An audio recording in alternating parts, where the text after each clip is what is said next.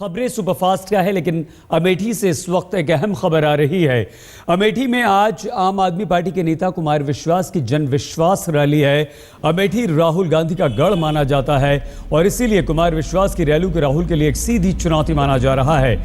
आपके सामने हम ये जो तस्वीरें दिखा रहे हैं, कुमार विश्वास के काफिले की तस्वीरें हैं। लखनऊ से रवाना हुए थे अमेठी के लिए, तब की ये तस्वीरें हैं।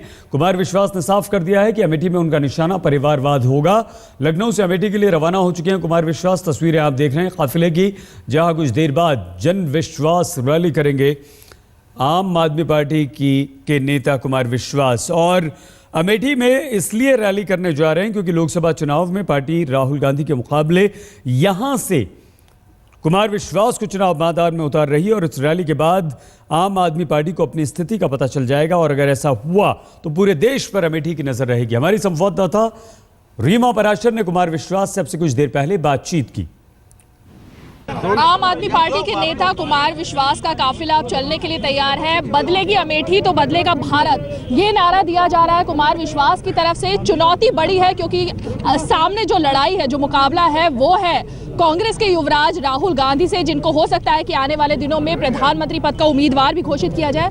कुमार, चुनौती तो बड़ी है और अगर प्रधानमंत्री पद का उन्हें उम्मीदवार घोषित कर दिया गया राहुल गांधी को, तो लड़ाई नरेंद्र मोदी वर्सेस राहुल की होगी। तो आप अपने आप को कहाँ देखते हैं? नहीं, मैं तो आम आदमी में तो कहीं नहीं देखता। ये तो बहुत बड़े लोग हैं। नरेंद्र मोदी बहुत बड़े आदमी हैं, बहुत लोकप्रिय नेता हैं। राहुल गांधी तो एक खानदान के चश्मे चिराग है, जहाँ पैदा होना ही प्रधानमंत्री पद की योग्यता हो जाता है। उनका अगर विवाह हो गया होता और अगर कोई ऐसा नौनिहाल आ गया होता तो वो भी प्राइम मिनिस्टर कैंडिडेट हो जाता 2040 या 2050 का।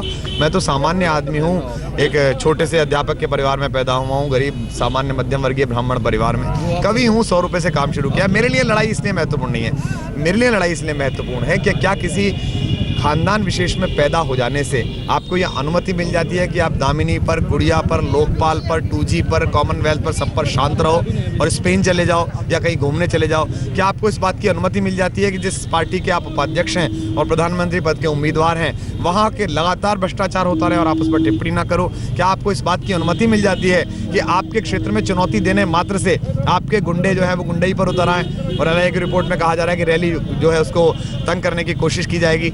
ये अमेठी एक प्रस्ताव देना चाहती है। मैं लड़ने जा रहा हूँ, मेरे हारने जीतने का कोई सवाल ही नहीं है, अमेठी की जनता के हारने जीतने का सवाल है। कांग्रेस की आपने बात की कि ऐसी खबरें हैं कि हो सकता है आपकी रैली में कुछ उपद्रव मचाया जाए, लेकिन कल जब आप लखनऊ पहुंचे तो आपका स्वागत अंडों से हुआ और वो समाजवादी पार्टी के लोग थे। समाजवादी पार्टी से आपको क्या उम्मीद है? कुछ उम्मीद बची है अभी? प्रदेश कोई उम्मीद नहीं बची तो मुझे क्या उम्मीद बचेगी?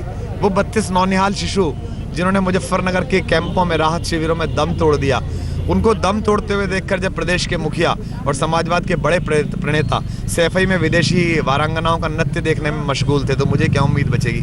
मेरी सुरक्षा तो इन हजारों करोड़ों हाथों के साथ है, और नहीं भी है तो क्या है? एक आदमी के जीवित रहने और जाने से कोई फर्क नहीं पड़ता। अन्ना बार बार कहते थे, अन्ना रहे न रहे, आग जलती रहनी चाहिए।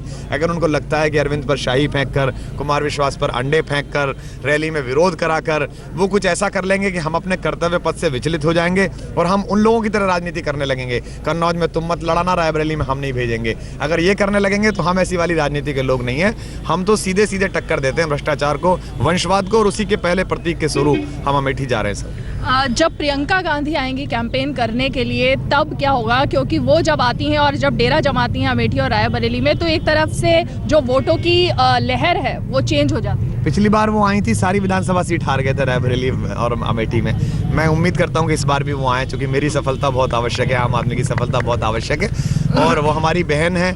अभी तक उन्होंने एक ऐसे भाई के लिए वोट मांगी थी जो पार्लियामेंट में अपनी उपस्थिति नहीं देता है, जो सवाल ही नहीं पूछता है, जिसे केवल उसके ब्रांड मैनेजर बताते हैं कि बाहें इस तरह चढ़ाओ और कागज़ इस तरह फाड़ो।